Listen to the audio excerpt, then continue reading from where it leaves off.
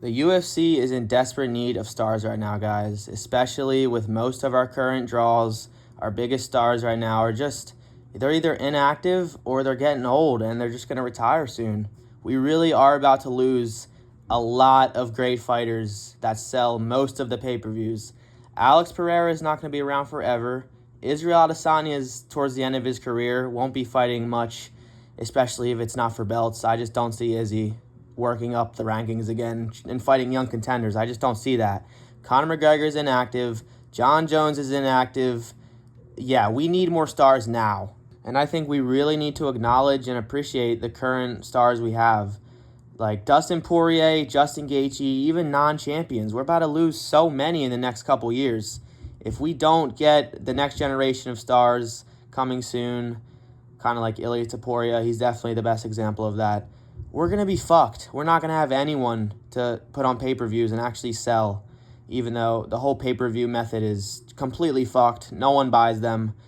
No one's buying $80 pay-per-views for 5 fights when 2 of them, 3 of them suck. So the whole thing just really needs to be rethought and remade, honestly. Now, I will be excluding Conor McGregor and John Jones from this list. Before y'all comment, where are they? I don't care. You have to have a fight within the last 2 years to be eligible, and yeah, we're not including wife beaters. Fuck that. And John Jones may be the popular GOAT, considered by most fans at least. Not me, but he's not that big of a draw. His biggest fight was with DC, and that did really good numbers, but other than that, John Jones really doesn't have any crazy pay-per-views. He doesn't have any of the top 5 pay-per-views at all. He's not on any of them. He's an overrated star just because he's considered the popular GOAT. We obviously all know Conor's the biggest star, but he's inactive. He probably will never even fight again, so I'm not including him. We'll start first with number 5, the only non-champion on this list. We got Dustin Poirier, and I don't know if this is controversial. I think Dustin Poirier is easily the biggest star contender, at least, obviously. The biggest star who's never been champion. I mean, he was interim, but that doesn't count. Let's be real. Dustin is just respected by everybody. Everyone acknowledges him as a huge star. Now, obviously, Conor is a big reason for that, and there's nothing wrong with that. He knocked out the biggest star in the sport's history ever, and probably will be ever. Like, no one's going to top McGregor. He's just a fucking legend. Everybody knows it. One of the most easy candidates for Hall of Fame ever. He's clearly going to be in there. He's fought legend after legend, been on some of the biggest pay-per-views of all time, fought the biggest stars in the UFC like Khabib and Conor. Yeah, everyone knows this guy, and he's also just expanding with his hot sauce and his charity work. He's just a good guy, and he deserves all the success he's had. Dustin's one of my favorite fighters. He should be one of yours too. Now, I'm honestly very surprised that he's not in any of the top 5 pay-per-views. That kind of hurts my argument, but I'm still going to mention it.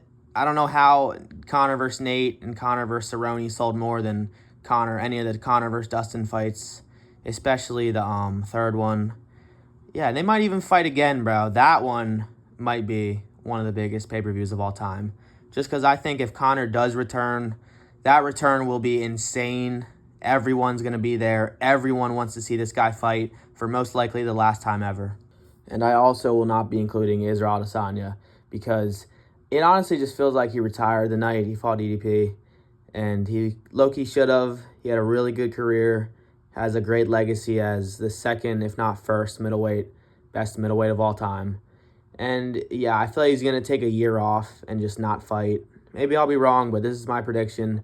He's not going to fight for like 9 or 10 months, and then maybe he'll come back and fuck it. They might just give him a title shot. They probably would. And I know the same could be said for Dustin. And no, I don't think Dustin's a bigger star than Izzy. I mean, it might be closer than people think, but I just don't want to include him on the list. I think he's going to basically retire or come back after a year, lose, and then just retire. So he's basically retired. Let's just go with that. And I don't think Dustin Poirier is ever going to retire, guys. He just loves fighting way too much. He's way too stubborn. He thinks he can still get another title shot and win it. He's talking so much on Twitter. He's definitely going to fight again. He wants to do a fucking BMF tournament in one night. This dude's fucking crazy. All right, we're going to move on to number 4. Now, honestly, I think these two are pretty interchangeable. We got Sean O'Malley. And I do think he's pretty overrated as a star. I don't think he's there. It's kind of become the popular opinion to say that, I feel like. But he's not the star that a lot of you think he is. His pay-per-view numbers suck. The Sphere flopped, most likely. Him versus Aljo flopped. It's just kind of hard to argue he's any higher than this. And yeah, you could put Dustin Poirier in front of him. I honestly would say more people know of Dustin Poirier than Sean. But I think, especially with Dustin on his way out, Sean's just slightly over him. I mean, he's not champ anymore. I don't know. These two are interchangeable. It doesn't matter. He might be an overrated star, but you still have to give him credit. Sean O'Malley, one of the most unique, greatest guys for the division, saved bantamweight from Aljo's fluky-ass run that no one enjoyed. It was overhated. Aljo is overhated. Go watch my UFC overhated fighters video.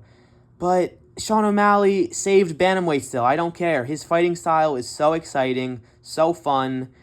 He's fun to watch from casuals and hardcore fans. It doesn't matter. People like his exciting hair. And yeah, the only reason he is so low, I feel like, is people still disrespect the lighter divisions and don't give them enough credit that they deserve. Now, this Marab loss obviously is a massive blow.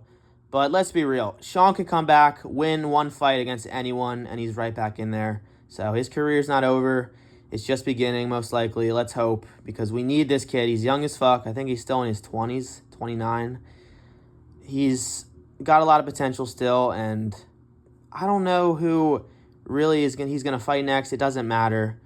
And yeah, I don't know how many of y'all are going to feel about this. Maybe he is overrated as a star and he doesn't even belong in the top 5. But I think he does. I think he's a character. I think he's exciting. His fight style especially. He's terrible in the mic. We know that. But so is Dustin. He's still a crazy star. So then at third, we got Islam Makhachev. Now, I don't want to hear it. Just because he's not that big a star in America, that doesn't matter. America is not the center of the world, and I know a lot of people dislike Islam for whatever reason. He's one of the most exciting champions, one of the best trash talkers, and he's a really good person, so chill on Islam. And yeah, this guy is a fucking star in, obviously, other places than America, like Abu Dhabi and Dagestan. He's a fucking hero to Dagestan. Or Dagestan, whatever. But he also could promote himself more. He doesn't probably talk enough as much as he should outside of fights. But, I mean, he makes some tweets, even if that's Ali Abdelaziz making those. He at least trash talks. He at least tries to promote and sell fights. And he's also like the little brother of Khabib, so that obviously has a lot to do with his star power. He's the next Khabib, basically, took over for him, and is way more exciting than Khabib ever could have dreamed to be. And this guy, on his way to GOAT status, I don't care. He's going to be one of the GOATs of the sport if he keeps winning. He beats Arman, he moves up, gets the second belt. I mean, what are you going to say? He had one of the most dominant runs ever in lightweight. He's already the lightweight GOAT. Go watch that video, too. And if he becomes a double champ and defends twice, he's the GOAT. If he defends at 170 twice, he's the GOAT. Sorry. Doesn't matter who it's against. It'll be good people. He's the GOAT. We got to leave our old GOATs in the past eventually, all right? We need new GOATs. I want new GOATs. We're done with the 90s, all right? We are.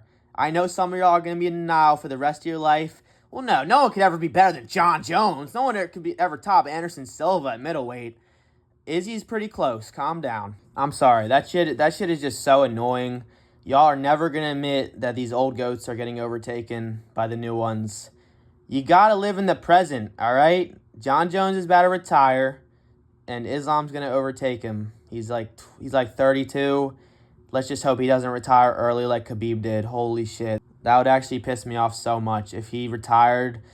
Like, say he retires after getting the 170 belt and doesn't defend. I will cry and I will change my mind on him, guys. Because he could be the GOAT. He's on the path. He is on the fucking path right now. And if you don't believe that, then you just don't want new GOATs. You just want to be able to say that these old guys, the golden era of the UFC, is going to be the GOATs forever. No. We need to expand. We need to acknowledge what people are doing right now in the sport.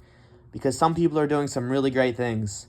Dricus Du Plessis, he just beat Izzy, Sean, and Robert, some of the best middleweights of all time, all champions. he's on his way to being middleweight GOAT too. You don't want to believe it, but if he defends his middleweight title like 3 times, moves up to 205, gets it, defends once or twice, he's the middleweight GOAT most likely. Like, I don't want to say it.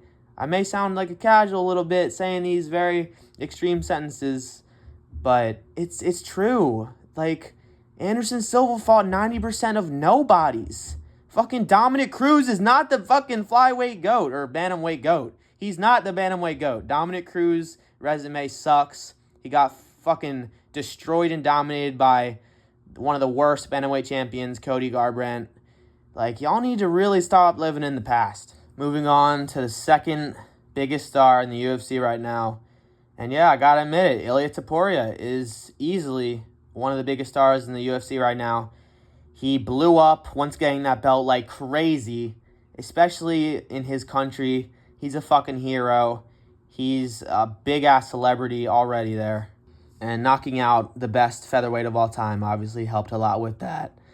Like, we all acknowledge him as really good. We all acknowledge him as a big star. Just needs to work on that trash talk a bit. But yeah, this guy, if he beats Max being one of the most beloved fighters from UFC fans, he's been around for so long. Max is a pretty big star, but nah, Ilia is bigger. Everybody knows who this guy is. He has so many fans dick riding him. Just everyone wants to be like, yeah, I've been saying he's been the next GOAT since 2024, man. I've been with him since the beginning. We get it. Let's watch him get past Max first before y'all go too far with that. He's very good, but he's very far from being the best featherweight of all time. He has a lot of work to do. But that doesn't have to do with anything involving his star power. He's a very big star. People love him. People want to see him fight. He's very exciting. And yeah, I think he could definitely become maybe as big as McGregor. If anyone has a chance right now, it's either Ilia or Pereira. And obviously, that's number one. Y'all know who number one is. I don't need to say it. But yeah, Ilia just... what do I need to say? He's huge right now. He hasn't done much in the sport, which I think makes it even more impressive how well-known he is. Like, my dad knows who he is. That's a test for me, all right? If my dad knows who he is, the biggest casual on the earth, then I know the guy's a star, okay? I know he's getting pushed in that algorithm. Everyone's talking about him, not just America. In Europe as well, he's very beloved, very well-known. And he is indeed doing a good job at being that McGregor wannabe. Keep going, bro. Keep spamming McGregor lines. Because that shit is clearly working. Keep going with those shit McGregor lines, reusing them. It doesn't matter because it's working, so keep going with it, Ilia. But yeah, let's move on to number one, who I think the clear biggest draw, biggest star. Everyone knows who he is. He's the main character of the UFC right now. I don't need to say much. Y'all know it's Alex Pereira, who's just completely saving the UFC this year. If it wasn't for him, think about what 307 would have been. Pena versus Raquel as the main. Holy fuck. That's a scary thought. And most of these pay-per-views have been short notice. He's saving card after card. And I don't really know how his pay-per-views are, but I think they're really good. I think him and Khalil did pretty good. I mean, that fight saved the whole card. It's the only fight that anyone really was talking about afterwards. And this guy don't even fucking speak English. Like, y'all need to do better. If Alex Pereira, a guy who only speaks fucking Portuguese, like, come on. He's lapping y'all. We lapping you, brother. This is part of the reason I made this video, because he's not going to be around forever. We're about to lose him in 2 years, like maybe 3. He'll maybe fight till he's 40. But if he loses to Ankalaev by KO and then maybe loses again, he's probably done. But I don't think he's going to lose to Ankalaev. He's going to knock the fuck out of Ankalaev, and then he's going to go for a super fight at heavyweight against Tom Aspinall. That's the dream, at least. I want that to happen. Defend one more time, and who knows, maybe Alex will save another card this year. I hope he doesn't, because he'll probably lose. This dude came into 307 with a fever. He's way too active. He's going to get injured during a fight or something something's going to go wrong.